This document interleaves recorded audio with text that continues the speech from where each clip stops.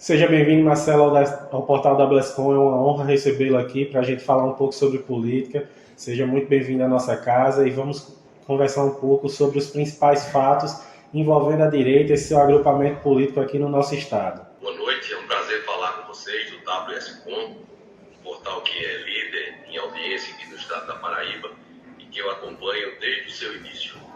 Marcelo, a gente já parte para falar realmente sobre a política, tanto nacional quanto local, mas a direita ela é um grupo muito nacionalizado em todo o Brasil, tem uma coesão muito forte que parte realmente da figura de Jair Bolsonaro para toda a discussão que se estabelece. E aí a direita, ela, para além de Bolsonaro, que tem toda aquela discussão no STF, ela já vai começando a discutir possíveis nomes para 2026, e um desses nomes que se avalia é o do governador de São Paulo, Tarcísio de Freitas, que ontem participou da Marcha para Jesus em São Paulo, cantou, estava enrolado na bandeira de Israel, e muitos veem isso como sendo um primeiro ato de pré-campanha do ex-ministro de Bolsonaro, Tarcísio de Freitas, e atual governador do estado de São Paulo.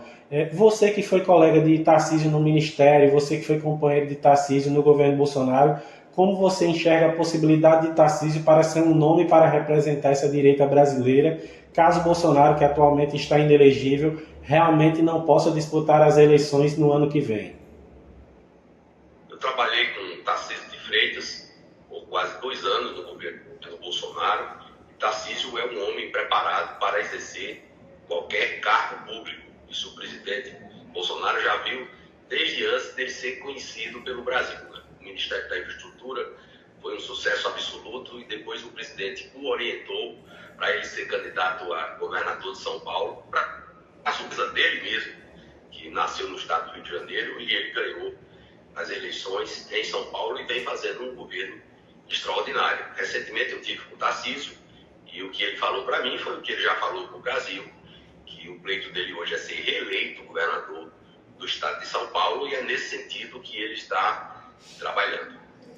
Marcelo, aí a gente vai seguindo, porque realmente, como você disse, a direita ela não cogita, ela não estabelece essas possibilidades para além de Bolsonaro nesse momento, mas de toda forma, para nós que estamos fora do PL, para nós que não somos aliados de primeira hora, mas que somos analistas externos, a gente vê que a direita ela já precisaria estar cogitando nomes fora para além de Jair Bolsonaro, e aí tem toda essa discussão se poderia ser um dos filhos de Bolsonaro, se poderia ser um nome fora da família Bolsonaro, se tudo isso é melhor, e qual dessas vias seria melhor para a direita em 26. Você, como um nome que é tão ligado a Bolsonaro, mas que é também uma liderança do PL aqui na Paraíba, como é que você entende todo esse processo que a direita deverá vivenciar até a confirmação de uma candidatura no próximo ano? O presidente Jair Bolsonaro é um dos maiores líderes políticos do mundo.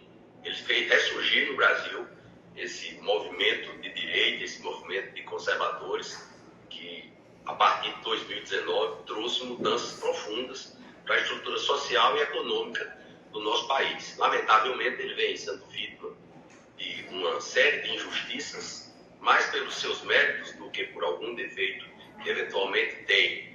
E enquanto não houver uma sentença, um trânsito em julgado que o impeça de ser candidato a presidente da República, ele é o nosso nome para a presidência da República em 2026. Lembrar que o atual presidente da República estava preso depois de condenado em diversas instâncias do Poder Judiciário, e ele submeteu o nome dele e registrou sua candidatura do TSE como candidato a presidente da República em 2018.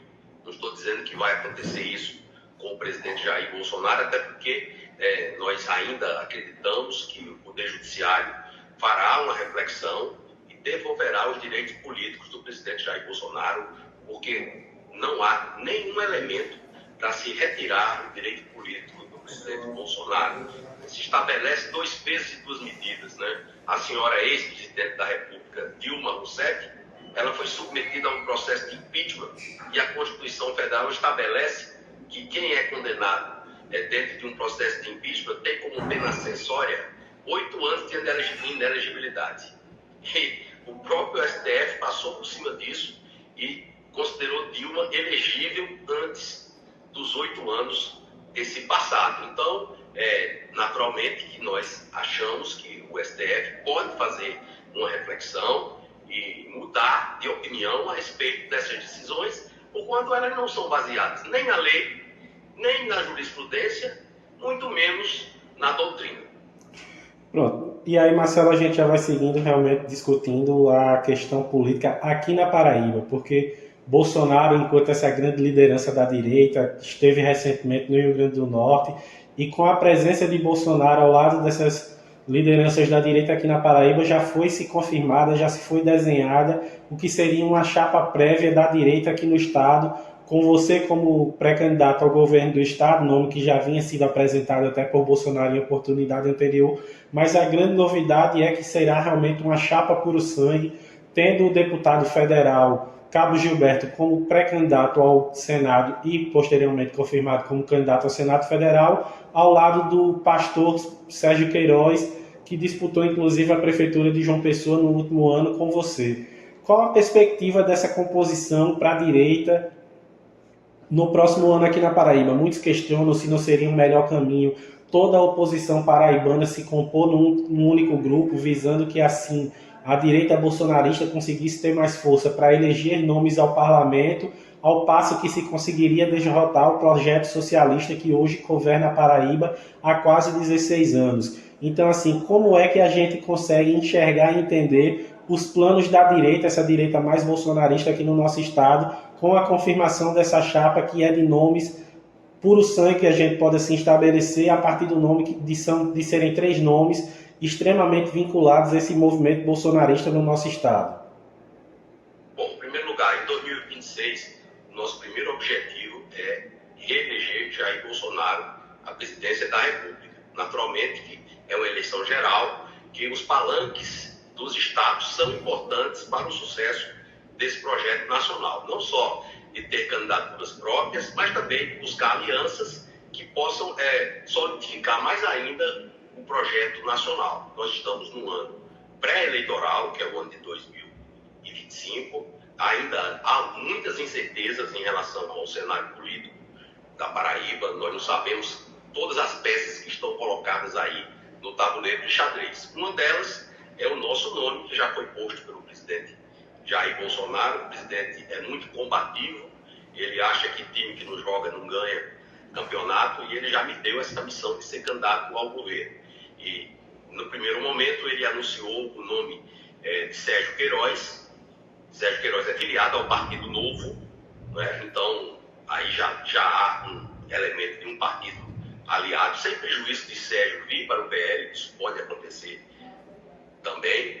E agora, no segundo momento, o presidente Valdemar Costa Neto entendeu que esses votos conservadores, esses votos da direita, os votos bolsonaristas, esses votos votam em conjunto, não é? Então, o ano que vem, que é um ano onde o bolsonarismo vai estar muito forte, nós podemos sim eleger os 2 senadores, né? A gente viu em 1986, o senador Humberto Lucena era o favorito ali para se eleger ao Senado, e terminou mais votado sendo o senador Raimundo Lira, e para surpresa de todo mundo, o ex-governador Wilson Braga não foi eleito, né? Então, por conta do plano cruzado. Então, hoje a gente tem um efeito para nós que é bom, que é o efeito do governo Lula, né? Que vai fazendo um governo trágico, a rejeição é altíssima, ele voltou para destruir o Brasil. Parece que foram proféticas as palavras de Geraldo Alckmin, quando disse que Lula queria voltar à cena do crime, né? O problema é que ele voltou à cena do crime e está levando com ele o Brasil para o fundo do poço, né? Então, esse cenário de rejeição alta, de crescimento do bolsonarismo, pode alavancar uma chapa vitoriosa de Queiroga para o governo, Queiroz para o Senado e Gilberto Silva para o Senado. Gilberto Silva é um político muito popular, já mostrou isso, ele foi eleito aqui a deputado federal na região metropolitana de João Pessoa com a maior votação. Se você olhar o que Gilberto investiu na campanha dele, até porque ele não tinha, não é? Ele teve uma votação excepcional e é um nome que é estadualizado, não é? Ele não sabe nem onde é que estão os votos dele, ao contrário de políticos tradicionais que têm ali as regiões onde eles são votados, né? Gilberto não precisa entregar as bases dele para outro deputado para que ele seja vitorioso para o Senado, porque essas bases são as bases do eleitor conservador, que vai votar em Gilberto no Senado, vai votar em Sérgio Queiroga, vai votar em Queiroga, e eu estou certo disso. Queiroga, mas aí uma coisa que se discute também é, com essa ida de Gilberto ao Senado, Gilberto que era um nome tido como um nome capaz de garantir uma reeleição certa para o PL na Câmara dos Deputados aqui na Paraíba. Qual é o planejamento já da direção estadual do partido para a composição da chapa proporcional, visando não só manter, como ampliar os espaços da legenda na Câmara dos Deputados, visando que a própria direita vem discussando que a presença do partido ainda maior nas câmaras legislativas, nas casas legislativas em Brasília, seria objetivo prioritário para se fazer política a partir de 26. As três principais lideranças do bolsonarismo aqui no estado da Paraíba sou eu, Gilberto e Valber. Eu já fui votado para prefeito, fui no segundo turno, depois seleta votação. O Valber foi campeão de votos também para deputado estadual, o Gilberto campeão de votos para deputado federal. Além disso, nós temos Sérgio Queiroga, que eu considero também esse mesmo status do Partido Novo. A vinda do Gilberto para a candidatura a deputado federal fará com que a gente puxe um dos nossos nomes ou dois para herdar esses votos que votaram em Gilberto Silva. Isso é algo natural, vai acontecer. E nós temos nomes. O próprio Valber, se quiser vir candidato a deputado federal, ele não gosta muito de avião, né? Certo? Mas nós temos outros, temos Carlão pelo Bem, temos o nome de Fábio Lopes, né? Outros parlamentares que podem vir ao partido, que tem um perfil parecido com o perfil bolsonarista e que estão em outros partidos, podem vir para cá, né? Então eu não me preocupo em relação ao voto bolsonarista, né? O voto bolsonarista é como o torcedor do Flamengo, né? Uma vez Flamengo, sempre Flamengo, né? E vai com o Bolsonaro aonde Bolsonaro estiver. Né? Então a gente sabe que vai acontecer isso. Nós temos também o deputado federal, o Wellington Roberto, que é um deputado que tem uma posição mais de centro, é um parlamentar muito experiente, que é o parlamentar mais antigo da bancada, é filiado ao PL, e ele tem uma votação do sertão da Paraíba, e que eu acredito que ele vai renovar o seu mandato.